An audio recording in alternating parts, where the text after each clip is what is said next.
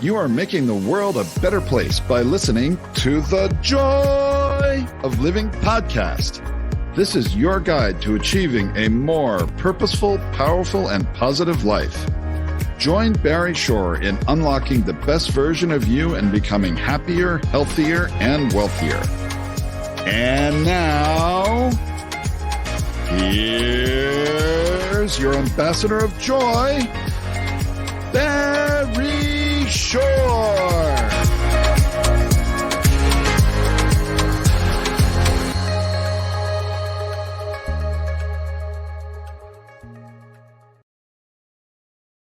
Good day, beautiful, bountiful, beloved, immortal beings, and good-looking people. Remember, you're good-looking. You're always looking for and finding the good. You have found good in abundance. You've tuned in consciously and conscientiously to the Joy of Living podcast with your humble host, Barry Shore. And we are honored to have today with us one of the more remarkable, interesting, and beneficial people in the world, Ken Coleman, and he's going to be helping you learn more about how being happier, healthier, and wealthier. Who doesn't want that? Because you have tuned into this show, the Joy of Living podcast, for one reason and one reason only. And it's a great reason, by the way. It's the best reason in the world, because you care the most in the entire world about you. Y-O-U. And that's great, by the way, because when you become the best you make the world a better place. You build more bridges of harmony. You create more joy, happiness, peace, and love in the world. And you know that on this show, we discuss the three fundamentals of life. And when you live these three fundamentals, you become happier, healthier, and wealthier. The three fundamentals, of course, are number one, your life has purpose. And when you lead a purpose-driven life, number two happens. Now, in this case, a good number two, which means you go MAD. Now, MAD is a wonderful acronym that stands for make a difference. You lead a purpose-driven life, you make a difference in the world. And the third fundamental is to uncover the power and the secrets of everyday words and terms. Simple example, right now, hundreds of thousands of people are joining you around the world listening to the Joy of Living podcast. And we're doing it over this amazing, magical, mythical platform called the internet. If you ask anybody, what does www stand for? Invariably, they'll tell you it has to do with the internet. Now, factually speaking, they're correct. Now, in our world, though, the world of the positive, purposeful, powerful, and pleasant, www stands for what a wonderful world. And what is a word, right? W-H-E-T-A. And of course, the tip of the hat and a big thank you to Louis Armstrong, Satchmo, for enabling that song, What a Wonderful World, to go viral, not just touch tens of millions or hundreds of millions, but billions of people around the planet. And right away, when you hear the opening bars of What a Wonderful World, what do? You can't help it. You smile. Now, smile is one of the most important words you could ever internalize, utilize, and leverage in your life, because smile stands for seeing miracles in life every day. That's right, seeing miracles in life every day. Now, recently, I started doing in-person talks again. Recently, we had a crowd of 1,176 people, lots of energy, hugging, not a mask in the audience. It was great, uplifting. And I'm telling the story about Barry Shore and seeing miracles in life every day. And people raising their hands and say, hey, Barry Shore, I've been up for hours, we haven't seen any miracles. And I asked them, are you here? Can you hear? Can you stand still? I can't do that. Can you walk? I can barely do that. You have water to drink, you have food to eat, you have a place to sleep, you have family, you have friends. Every single one of those is a miracle. What's the proof? Simplest proof. 1 million people didn't get out of bed this morning. You know why? They died. By definition, if you're watching or you're listening, you didn't. If we have an obligation to live life to the full, to live exuberantly. So let me tell you a quick story. Imagine, if you can, standing up in the morning, hale and hearty, that's me, able to leap tall buildings in a single bound, and that evening being in the hospital, totally, completely paralyzed from the neck down. Not an automobile accident, not a spinal injury, a rare disease which I never heard of the day before, took over my body and rendered me what's called a quadriplegic. Nothing in my body moved. I can only communicate by blinking my eyes. I was 144 days in the hospital, 2 years in a hospital bed. I couldn't turn over on myself. I was 4 years in a wheelchair, 2 years. I had braces on both my legs, my hips, my ankles. That was progress. Thank God today I'm able to be vertical and ambulatory with the help of a 7-foot walking wand. So I'm a triped, not a biped. I still can't walk up a stair by myself. I can't walk up a curb by myself. And I have help 12 hours a day, 7 days a week. But you hear my voice. Positive, purposeful, powerful, and pleasant, all because of one word. Smile. Seeing miracles in life every day. I got to tell you a quick story. My 8-year-old niece comes over to me a few weeks ago. She says, Uncle Barry, can we spell smile S-M-I-E-L? I thought about smile. Smile sounds the same. Why not? I asked her, how come? She says, because then it would stand for seeing miracles in everyday life. Out of the mouth of babes, an 8-year-old. What was she doing? She was creating the kind of world she wants to live in, causing rethinking, enabling all to excel. That's what CREATE stands for. And it's really what we're going to be talking about today with Ken Coleman. Rethinking, what I call a shift in perspective. Now, I've been working with people for 42 years, and I can tell you, 97.2% of all the people I discuss shift in perspective with, they drop the F and the other stuff happens. You got to be very careful with your Fs. You want to shift your perspective. And then you can internalize, utilize, and leverage the 6 most important words you'll ever learn. Choice, not chance, determines your destiny. Choice, not chance, determines your destiny. How you choose to respond in any given situation really determines who you are and what's going to happen in your life. Now, before we bring on Ken, I have to warn him and the new audience, we always have 320, 340,000 people listening and more coming every week. Thanks to you, another 20, 30,000 people every week. So keep them coming. I just want to share with you, we do use 4-letter words. Now, the 4-letter words we use, of course, because we live in the world of the positive, purposeful, powerful, and pleasant are love, life, hope, free, grow, gift, play, pray, work, swim, and of course, the 4-letter FU word, fun. Fun, that's right. F-U, capital N, capital S, what I call the FU word. And I do it because of the shock value. That's why I tell people I use the FU word. It's fun, F-U, capital N. So after the show, when you see your family and friends, have a twinkle in your eye and a smile on your face, point your finger and say, F-U, everybody. Remember to add right away, capital N, capital N. So where'd you get that? I listened to Barry Shore on the Joy of Living podcast. He wants to teach the world to F-U, capital N, capital N. It gives you an opening to discuss what we're going to be talking about today, which is your wealth. How do you like that? Now, before we bring on Ken, I'm just going to urge everybody that from now and the rest of your life, I want you to use the 2 most powerful words in English language 3 times a day, consciously and conscientiously. 2 most powerful words in English language are thank you, thank you, thank you. Thanks stands for to harmonize and network kindness. Imagine you go to the coffee shop, order a fancy latte, you sit down, somebody brings you, you say thank you. You go to the coffee shop, you order a fancy latte, sit down, nobody brings to you, a few minutes go by, you go to the counter, say, I'm sorry, we forgot, we're bringing you, sit down, a couple of minutes go by, somebody brings you, still say thank you. You're walking out of the coffee shop, it's raining out, somebody holds the door up for you, you say thank you. You're walking out of the coffee shop, it's raining, somebody slams the door on you, you say thank you. You're in traffic, you're late for an appointment, somebody cuts you off. You say, that's right, thank you. Get up in the middle of the night and you stub your toe and it hurts. You say, thank you. To harmonize and nurture kindness. Kind is a wonderful word. It stands for keep inspiring noble deeds. I can't think of anybody that inspires noble deeds. I want to share with you more than wonderful Ken Coleman. Ken, please say hello to 357,820 people around the world. Well, hello, everybody. I don't know how to keep the energy at the same level as Barry, but it is exciting to be with all of you, and I know that you're here for a reason, and I am too. So let's get it on. Woo! By the way, Ken, when was the last time somebody said F you to you and you laughed? I think today's the first day. Well, F you, capital N, capital N. If I started telling everybody about Ken Coleman, the only reason I don't presume that everybody knows because we have a worldwide audience. So there are people, I'm sure, that throughout Africa and Asia that just don't listen to the Ken Coleman radio show or the YouTube. But everybody should know Ken Coleman, because he brings good things to you. And we're going to discuss those right away. And it's just so wonderful because it's not only just that he's a nationally syndicated radio host of the Ken Coleman Show and best-selling author, has been on almost every place, it's just that he cares. And he cares about that which you care about, your money. Oh, did I say that loud enough? So let's talk about your money. But interestingly enough, money is wrapped up in something that is a great package. And yet some people find it very difficult because it's another 4-letter word ending in K. And that word is work. Oh my gosh, work.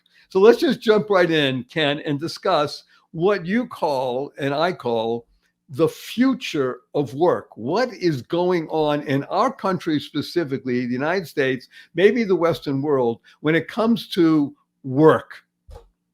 Well, I think there's several factors that are changing. One is the long-held relationship of tension between leaders or managers and the worker. And there's always been a tension there, obviously, because you've got authority and authority that's done well, that's done with relationship. Then you see a thriving team. But for most people, there's always a little bit of fear. What's my boss going to be like? And what's that relationship? And if you've had negative experiences in the past with your leader, then it creates an expectation of negativity. And so that creates tension. And so there's always that tension there and always has been there. And it's kind of taken on a life of its own. But what we're seeing now is, I think, a greater divide, because I think that the people who walked away from the traditional work environment in the pandemic, as many did, and then some came back, some did not. People are taking wholesale inventory of their life and deciding, how is it that I want to live? And I think you're seeing more and more people not be willing to put up with bad leadership or a negative team environment. And so that has created a very interesting tension in the workplace that did not exist before, in that you had the remote work, and now there's a version of that work called hybrid work. And then there's leaders that are saying, we want you back in full time.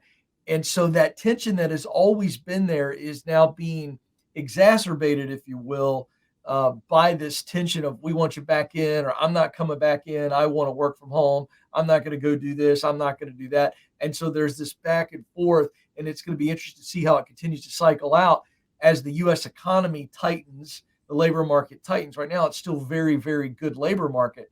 But as it tightens, it's going to be interesting to see how that plays out. So that's one factor. The other factor on the future of work is how we are going to actually do work, and the how would include the where. As I mentioned just moments ago, where you've got this remote work now that is now shifted back, where it's back to pre-pandemic levels, meaning the amount of people that are working remote are back to the same levels pre-pandemic, but the hybrid model has exploded.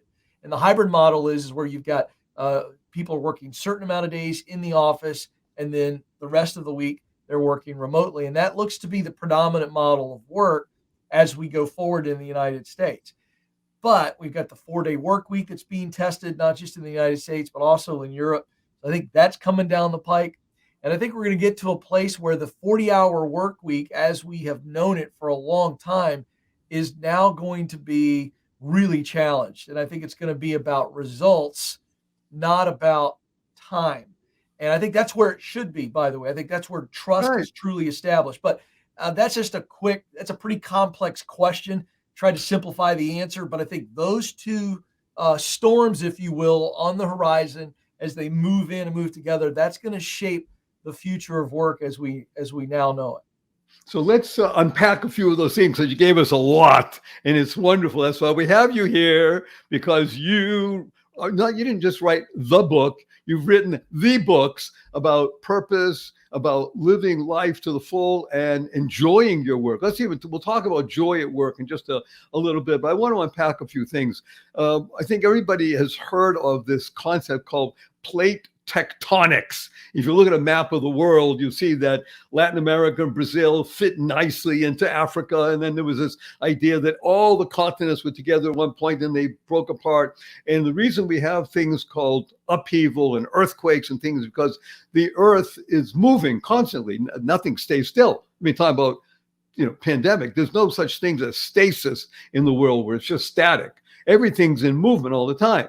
So these plate tectonics always cause upheaval. Well, one of the greatest upheavals, of course, in the past century, it was I don't know how much to the pandemic, but the lockdown certainly was that crushing of business and an entrepreneurial spirit. And what do you do? And all these things that happened. So one of the interesting issues is, I read this just recently in the Wall Street Journal, I'd like you to comment on it, is that we, for years, of course, had this thing called Dress Down Friday.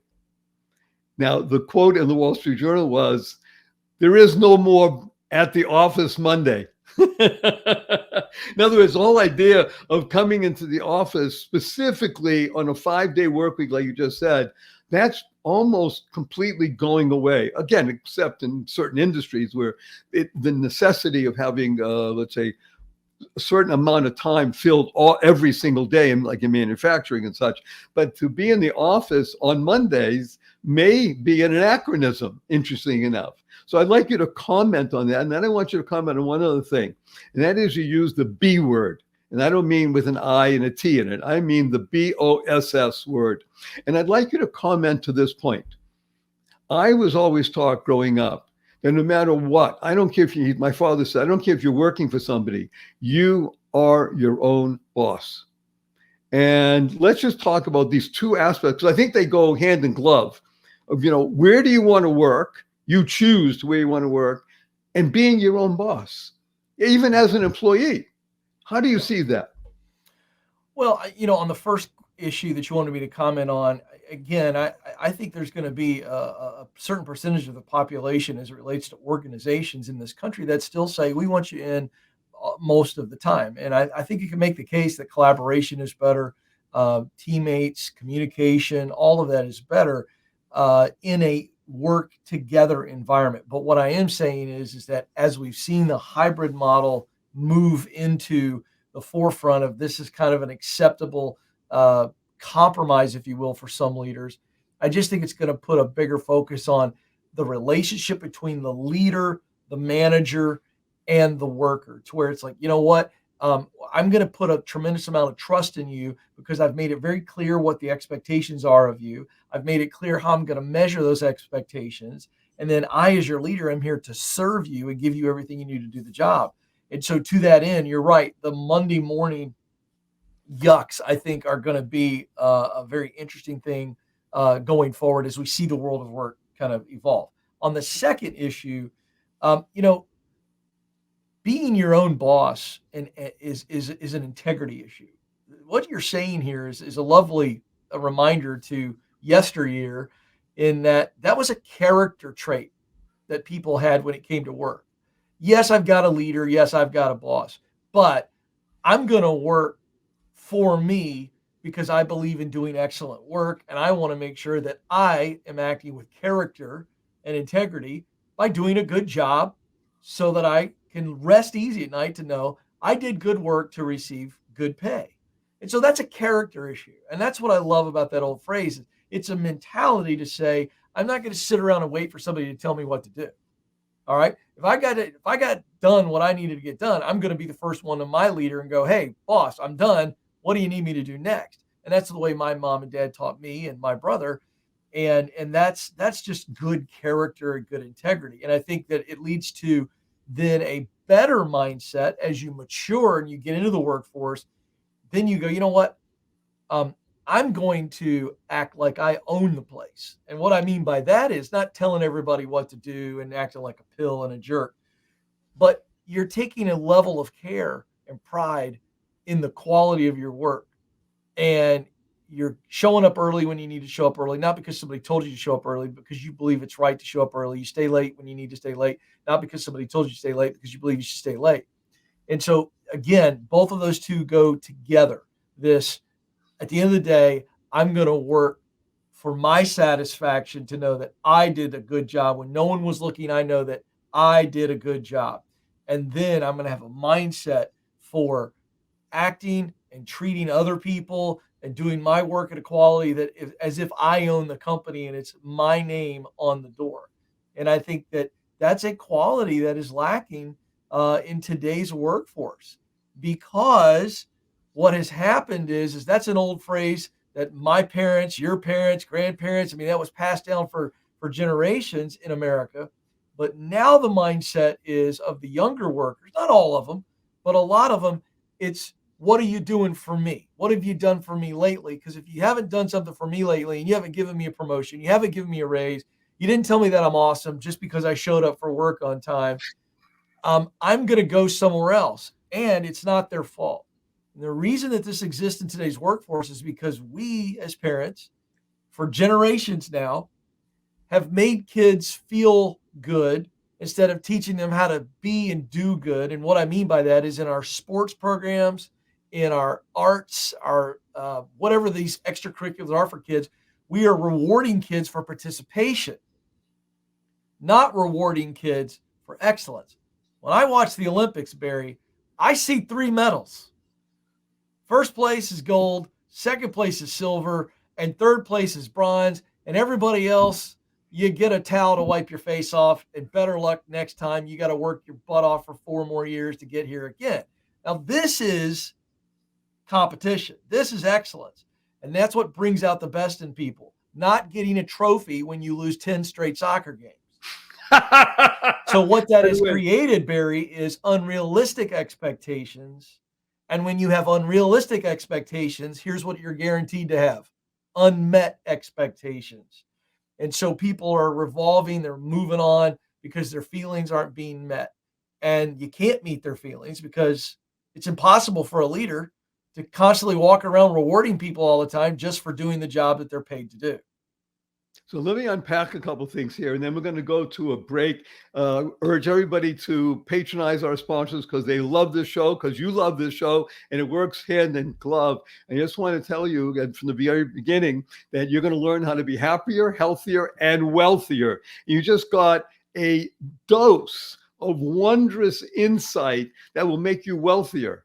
Because when you do live in integrity and you work in integrity, then guess what happens? By definition, you are not just participating, you will be on that stand. You'll either be a gold, a silver, or a bronze. We guarantee it because we know from studying people and working in the workforce for decades and decades and decades that that's the result of working smart, working hard, and working with integrity. We'll be right back with more of amazing Ken Coleman and Barry Shore just after this brief message. Don't go away. Good day, everybody. This show is sponsored by BetterHelp. That's BetterHelp, BetterHelp. Now, everybody knows, as watches this show, that I've been through a lot of stuff, paralyzed, years in therapy. And when I talk about therapy, I'm talking about physical and mental therapy. So I am a big believer in the benefits of therapy. And I'd like to urge everybody to consider using therapy in your life. It will make a positive, purposeful, powerful, beneficial difference for you. And if you're thinking of starting therapy, I would urge you to give BetterHelp a try. That's BetterHelp, BetterHelp. It's entirely online. It's designed to be convenient, flexible, and suited to your schedule. You fill out a brief questionnaire, you get matched with a licensed therapist, and you can switch therapists anytime for no additional charge. It is really, I believe, a great opportunity if you're considering using therapy. And I urge people, use therapy. So let therapy be your map with BetterHelp. That's betterhelp.com, BetterHelp.com/joy of living. Do it today and you'll get 10% off your first month. Visit betterhelp.com. That's BetterHelp.com/joy of living. You'll thank me. And I know you like thanking me. Go to betterhelp.com/joy of living. Do it now. Good day, beautiful, bountiful, beloved, immortal beings, and good-looking people. Remember, you're good-looking because you're always looking for and finding the good. We found good in abundance. Our cup runneth over with good. His name is Ken Coleman, and he is an expert in purpose. He's an expert in business. He's an expert in work. He's an expert in enabling you to become the best you possible. The result of that will be your success. And that's what you want, right? Physical, mental, spiritual, monetary success. So let's just jump right back in. And you mentioned a number of times so far, Ken, this concept about a leader. And you said a wonderful word as you were talking about a leader. And a leader is, unlike what most people tend to think, a leader is actually a servant, isn't he or she? Absolutely. That's their primary role, is to give people the resources they need and the training they need to fulfill their role. A lot of times we tend to think of leadership as this grand visionary figure, and we absolutely do need vision from a leader, but I think it's secondary. I think the primary function of a leader is to serve people, to be able to say to them, what do you need to accomplish the role that I've given you? Because it's my job as the leader to make sure that you have it. Have I trained you properly?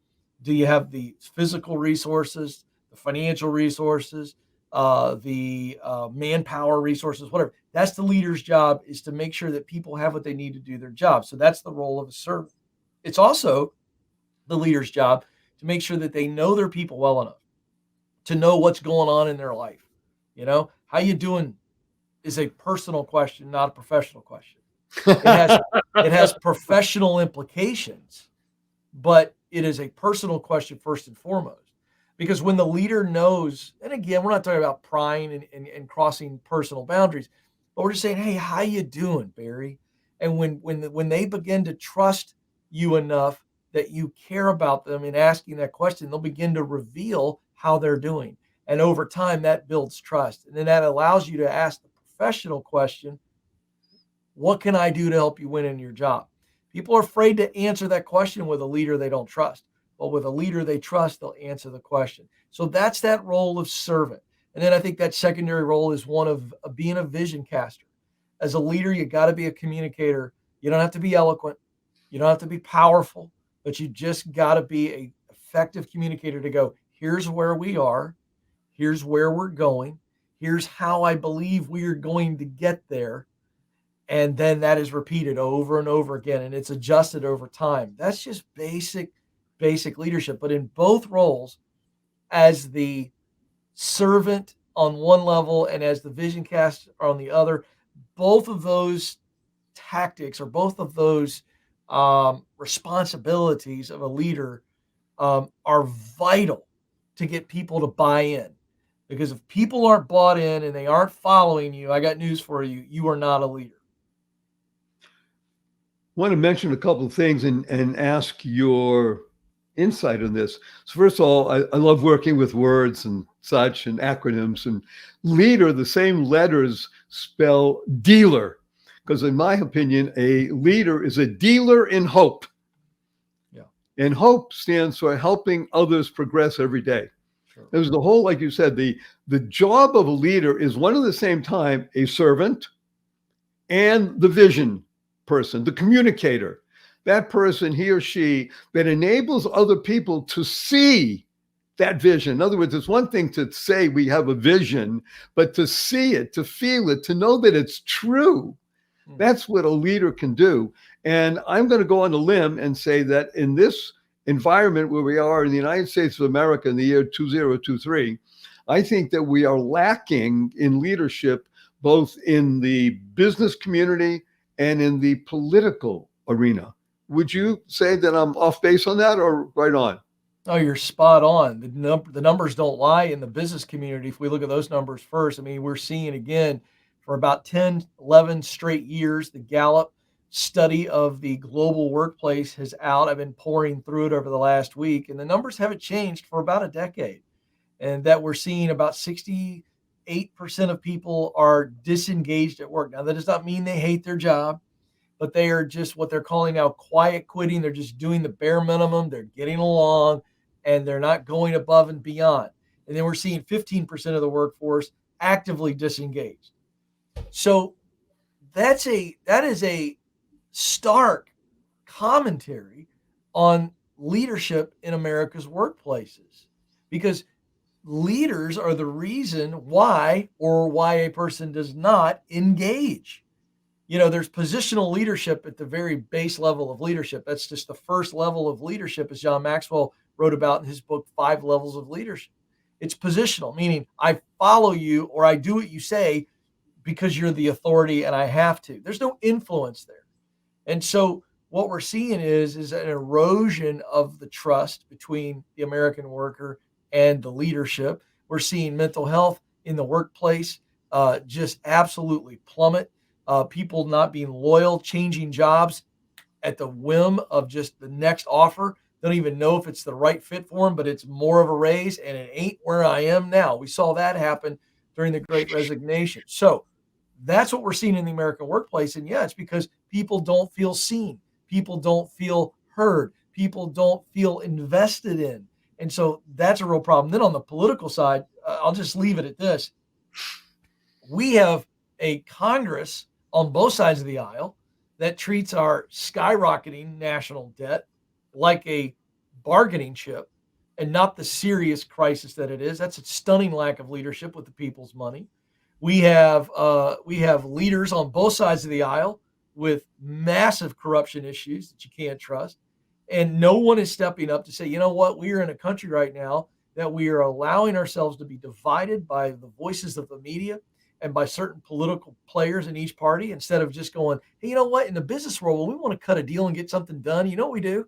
We sit down and we hash it out. We get in a room with a whiteboard and we figure it out. And there's none of that going on in Washington, D.C. There's no leadership there at all. It is gamesmanship. And that's a big, big difference. And then I think I'll give you a word, you love words. I think in the corporate world, where we're seeing more and more corporations spy on people through their laptops and checking their key fob strokes and how many times they type on it, that's nannyship. So we got nannyship going on over in the corporate world, and we have gamesmanship in our political world. And what we're craving is real leadership. Men and women who will put other people first. Men and women who will put a mission above themselves. So this is what I'm hearing, and it hurts, a toxic environment that is creating difficulty on the individual level. Because like you said, I'll say it's called, I think, absenteeism at work and non-presenteeism. In other words, a physical being is there, but not engaged.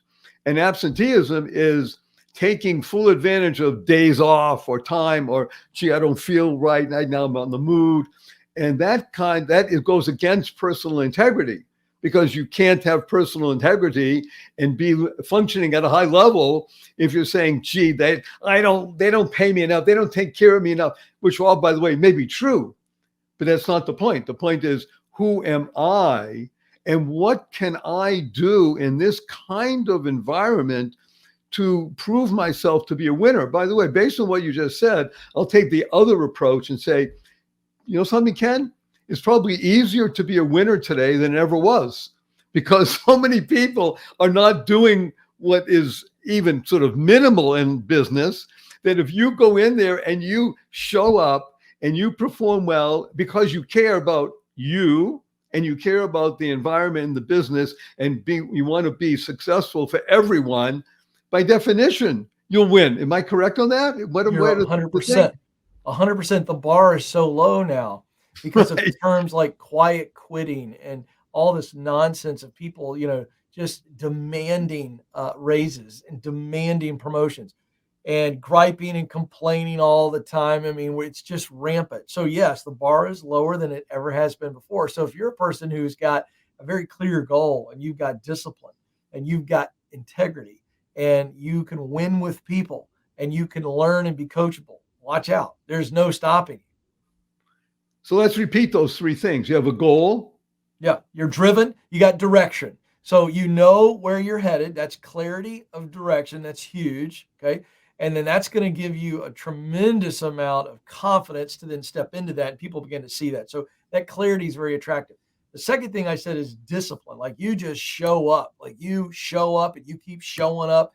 And even the days where you might call in sick, you don't have a fever, so you're not contagious, but other people would call in sick. Don't call in sick. Go in and bust it, and just keep showing up. That's the discipline, and then integrity. Just your yeses are your yeses, your nos are your nos. You do what you say you're going to do. You treat people with respect. That's what I mean by integrity. You do that, and then again, it's just the cream rises to the top. Whatever analogy you want to use, just by osmosis of you just showing up and being those ways and being that kind of a person, you're going to separate yourself from the pack. again, in the beginning of the show, we talked about the three fundamentals of life, which are number one, life. Your life has purpose. Number two, you lead a purpose-driven life. You go mad. You make a difference. Number three, unlock the power and the secrets of everyday words and terms like he's talking about. And the result is you'll be happier, healthier, and wealthier. And that's what you're discussing. I mean, what you just described, Ken Coleman, is someone who's happier because they're living in integrity. They're living a disciplined life, healthier mentally and physically and spiritually, because again, they're living in integrity, they're living a disciplined life, and wealthier because by definition, like you said, the bar is so low that you will be rewarded. It has to happen. It's a law.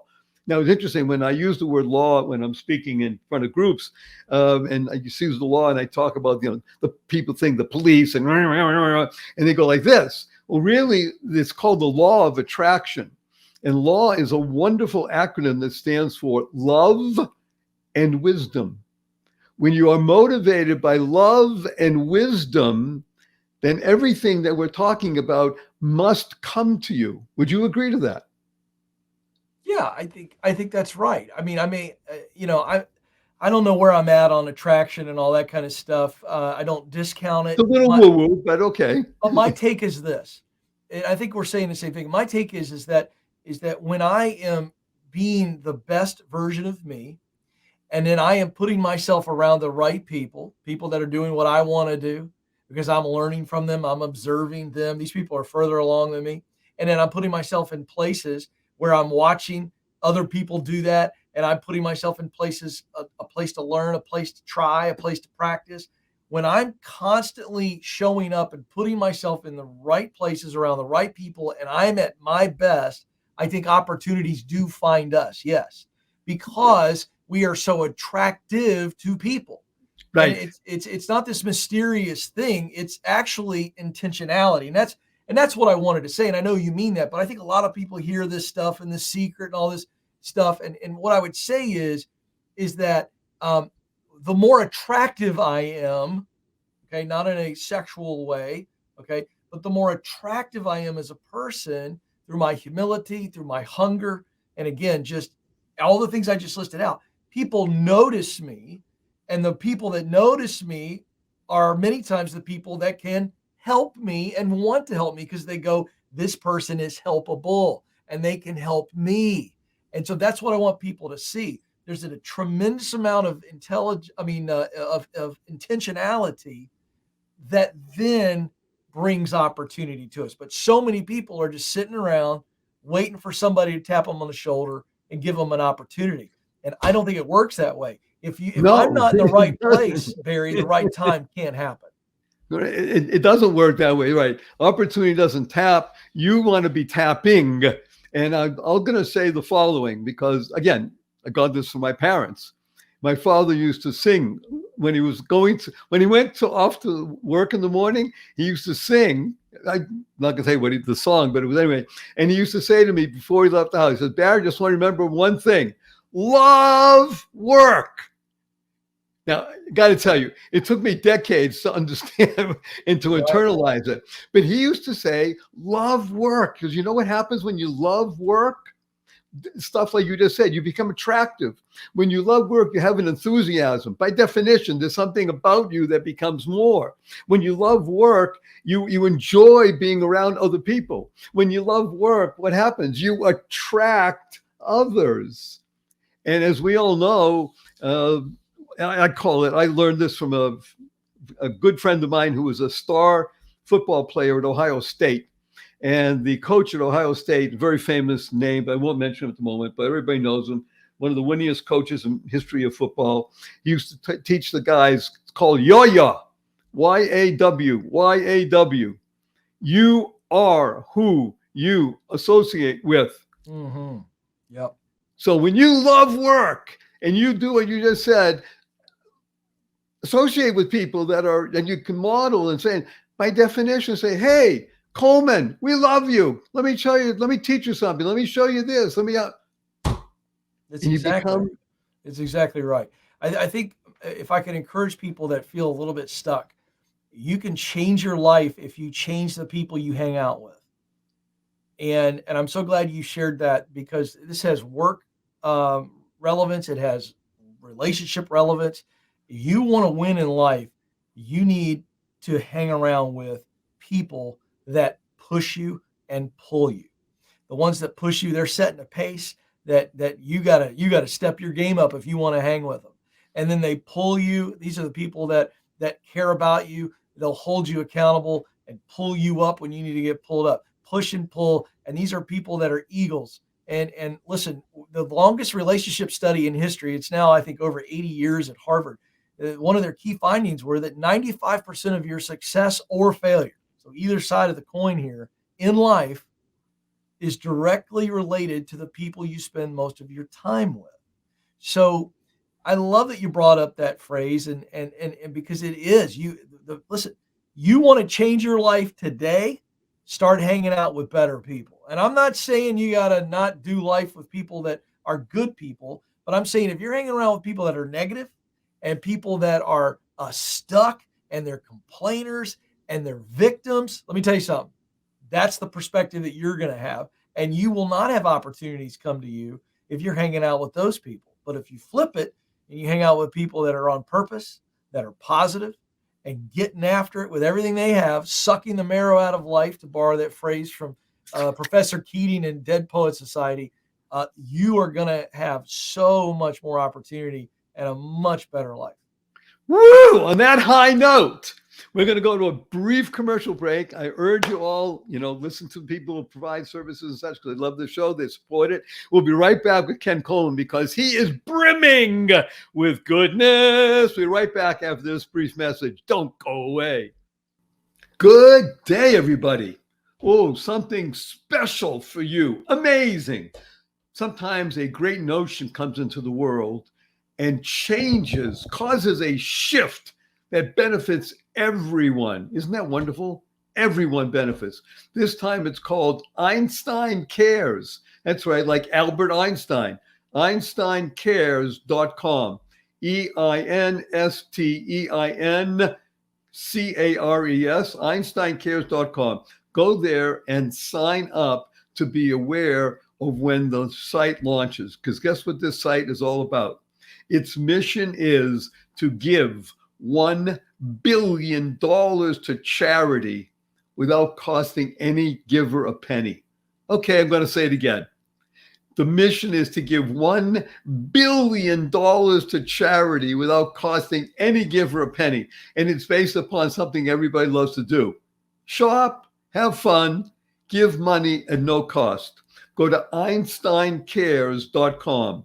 That's EinsteinCares.com and register now so that when the site launches, you will be amongst the first to know about it. So you can shop, earn money, and give money at no cost. What a wonderful world to even be thinking about these things. EinsteinCares.com.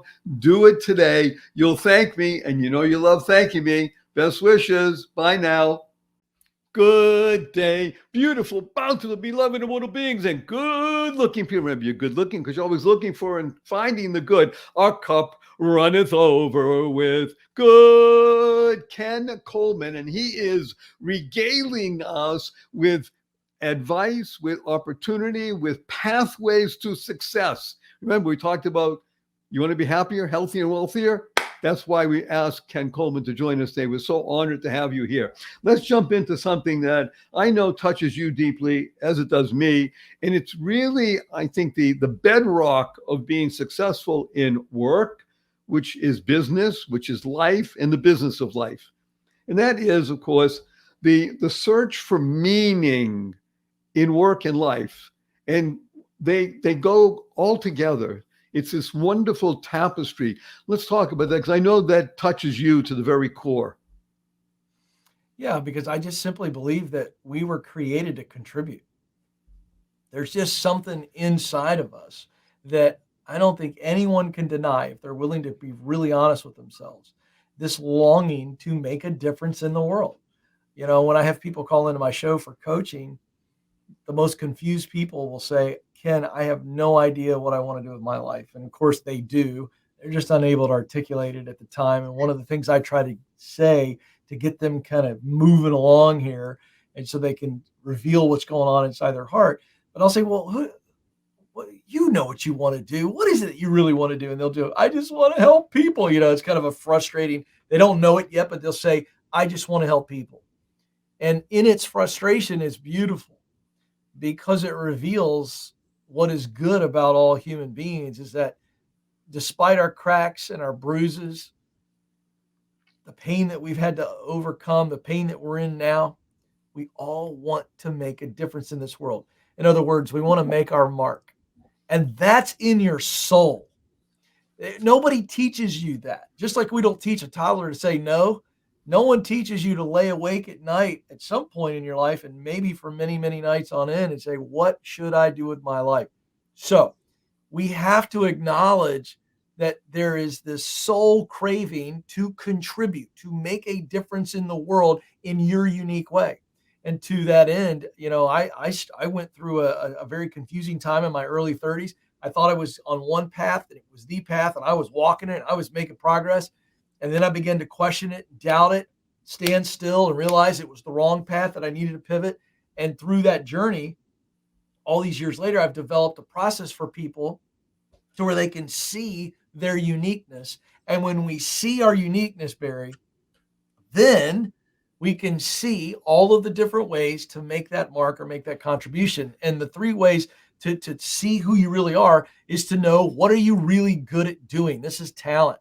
I can take raw talent and through education and experience, hone that into a sharpened tool, much like a blacksmith takes an inanimate object and sticks it in the fire and then pounds on it and then shapes it into something very usable. So that's talent, what we do best. The second element is passion.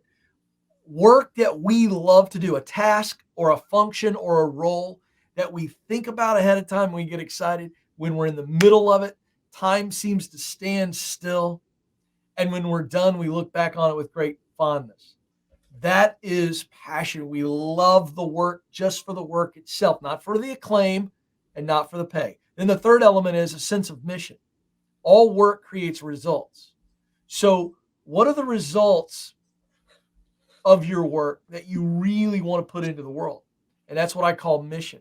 So when I use what I do best, talent, to do work I love, passion, to produce results that matter deeply to me, mission, I am on purpose. And people look at me and say, you were born for that. And that is how we figure out our unique role. And by the way, you can change that. That role moves with you professionally. But as long as you understand this is my unique combination, then once you get that clarity, Barry, here's what happens. Clarity leads to confidence, to be able to accept and believe who I am now that I see it and step out. And then confidence will breed courage when you need it, because life is going to throw some hurdles at you, some potholes, some detours. And that's when that courage will appear. But it only appears because I'm clear and I'm confident. And because of my clarity and my confidence, I will have the courage to get back on the path and stay with it. So I am saying, first of all, a huge thank you, Ken. I urge everybody to remember, you want to know everything about Ken Coleman? Well, okay, not everything, but most of the stuff you want to know about him, his books, all the things that he does, go to my website, barryshore.com, BARRYSHORE.com. All the links to everything about Ken will be there. What I'm also going to urge you to do is make sure you share this show with 5 people. Notice I didn't say 50 or 100 or 1,000. 5 people. 5 people will touch 1.5 million people around the world. This is vital, important, necessary, transformational processes that Ken is articulating here.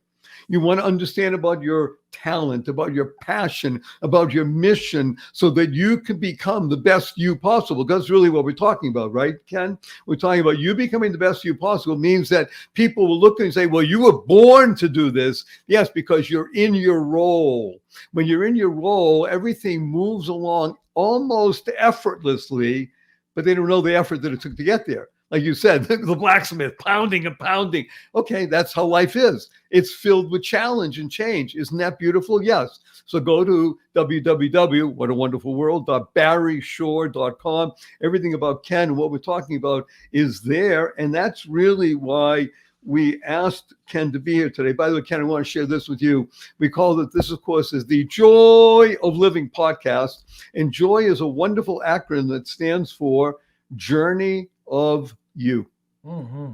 You love that? I love it. Journey of you. That's what joy is, right? When you can bring joy to work, when you love work and business, I'll give you another one that you might like as well.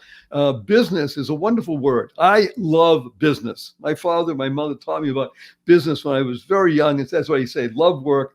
Business is business, right? Business. Notice that the U comes before the I.